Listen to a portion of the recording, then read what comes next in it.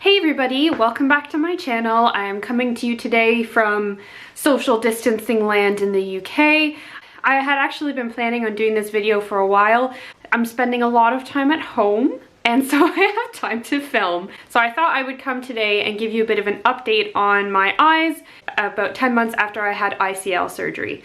So in case you didn't see my previous video, which will be linked in the description below, last May in 2019, I got elective surgery to fix my vision. Most people will get laser vision surgery, but long story short, I was not eligible for it, and I was looking into other ways to try and correct my vision because even though I wore contacts, I just really wanted to be able to see.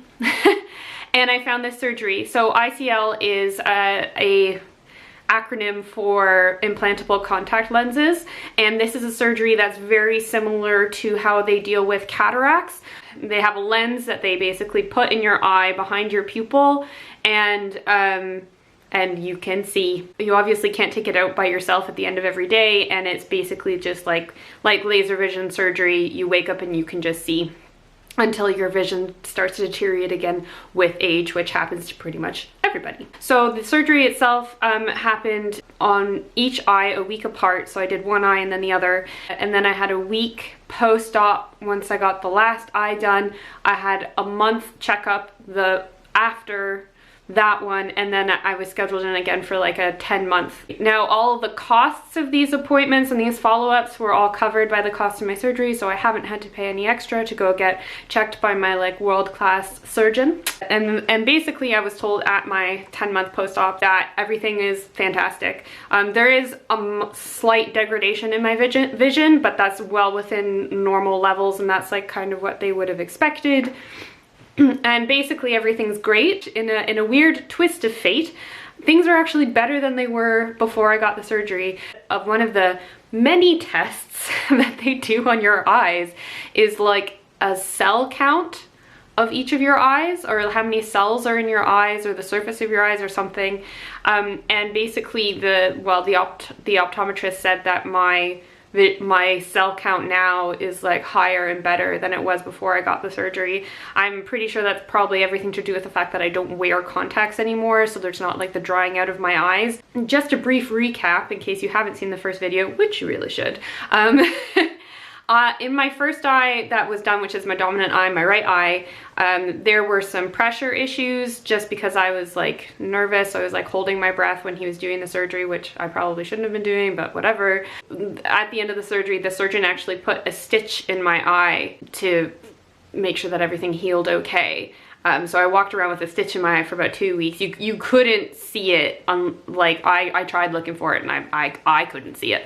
But at my 1 week post-op appointment for my left eye, which was 2 weeks after I got my right eye done, he looked at my eye and he was like, oh, you know what, I think that's healing pretty well. Look to the side. And then he just came and he had like little pliers and little scissors, and he just snipped it and took it out, which was an experience. I definitely wasn't going in there prepared for that to happen. So I was a bit like, okay, don't move your eyes, don't move your eyes, don't move your eyes, don't move your eyes. But it all turned out fine and I healed well. My next appointment after that, again, everything looked fine. I've had a lot of questions from people about kind of things or what's happened post-op to me, and I've kind of summarized them a bit here. So I'm going to be talking about some of the changes that have happened in my vision since the post-op, not in any way negative, but just things that I've noticed. The first change, and this is more for surgery itself, I noticed was that for about a week after for a week after the surgery, carbonated drinks tasted weird. Now I know this probably is a bit left field out for some people, but I used to have a carbonated drink, usually Pepsi. I used to have it a couple times a week with my meals, and I definitely noticed that when I was drinking it, it just tasted wrong. It tasted weird. The bubbles were all over the place. I'm pretty confident that that was because of my sinuses.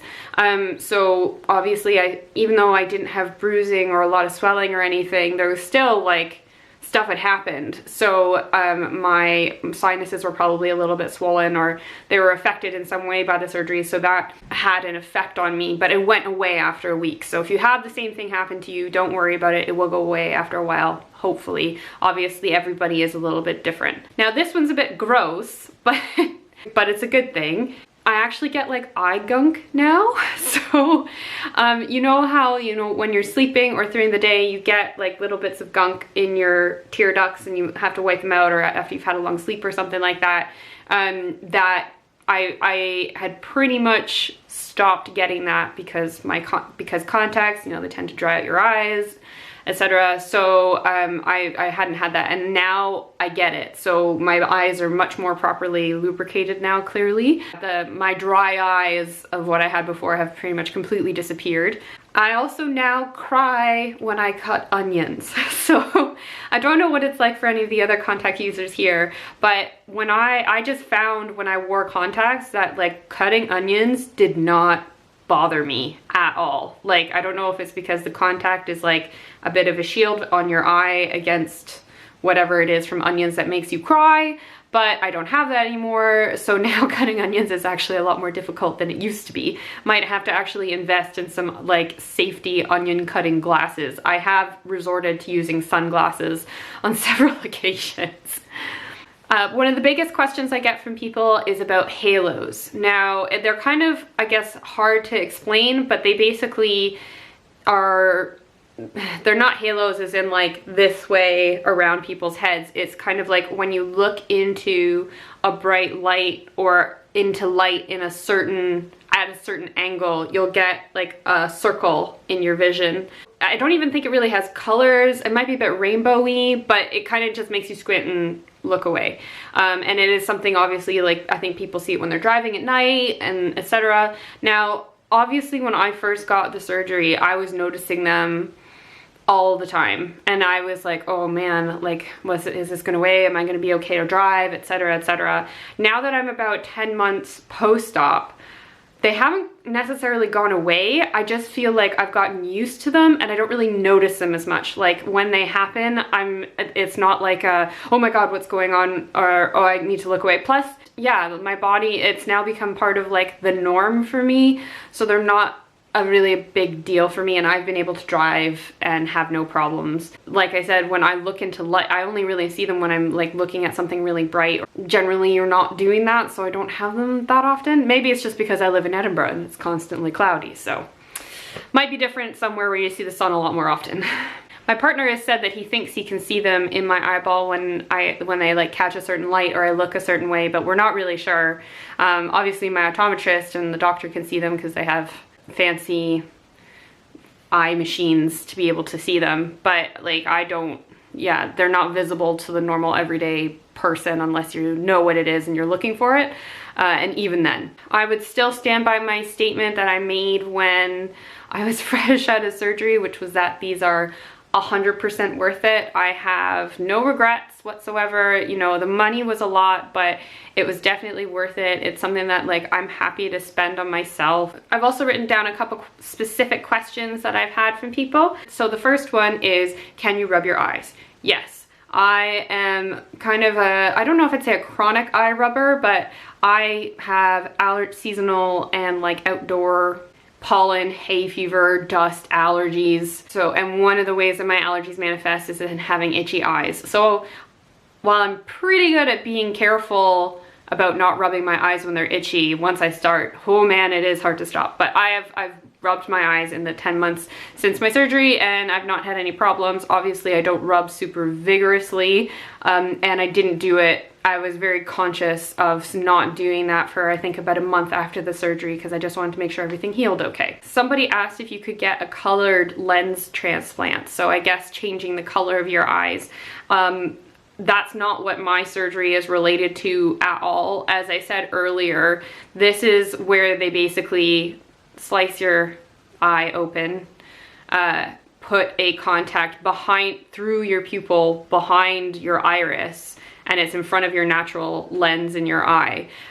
So it has, and your iris is like the part of your eye that's colored. So there's nothing about that gets changed. I don't think that you can currently get your eye color changed, but I mean, color changing contacts are a thing, so maybe get those as a short-term alternative. As I said before, I also don't get dry eyes from this surgery, and this is a big difference between the surgery that I got, and which is ICL, and laser vision. So one of the most common side effects of a laser vision surgery is going to be dry eyes, which is partially why I wasn't eligible, because I already had dry eyes and laser vision makes them worse. Now, why might that be, you may ask? Well, I actually asked my optometrist when I was there for my appointment, and she said the reason ICL doesn't give you dry eyes and laser vision does is because laser vision is done with a laser, which basically burns a new shape into your eyeball. And in doing so, it cuts away or burns or does something to your nerve endings in your eyes, so your eye can't detect as well when it needs to be lubricated as it did before you got the surgery. Now, this is something that I think can go away after a while and your body and your cells regenerate, but it might take some time. And I also know some people who've done laser vision who've taken like supplements like fish oil or a couple other things to help with that, and it's worked for them. So just because you have dry eyes right after your laser vision surgery, that might be something that only lasts for a little while, but it could also last a little bit longer. The way my optometrist spoke about it was that with laser vision, if you have normal eyes, you might get a little bit dry eye after the surgery, but if you're somebody who has dry eyes already going into it, it gets a bit worse after. So I wouldn't necessarily recommend getting ICL over laser vision just because you want to avoid dry eyes, because that is a high price to pay for not having dry eyes. I would suggest obviously talking to a surgeon and an optometrist or someone who is an actual specialist in this field rather than listening to somebody just on YouTube. I'm just here to tell you my experience. As my surgeon said to me a couple times, like, this is what the experience like is for you.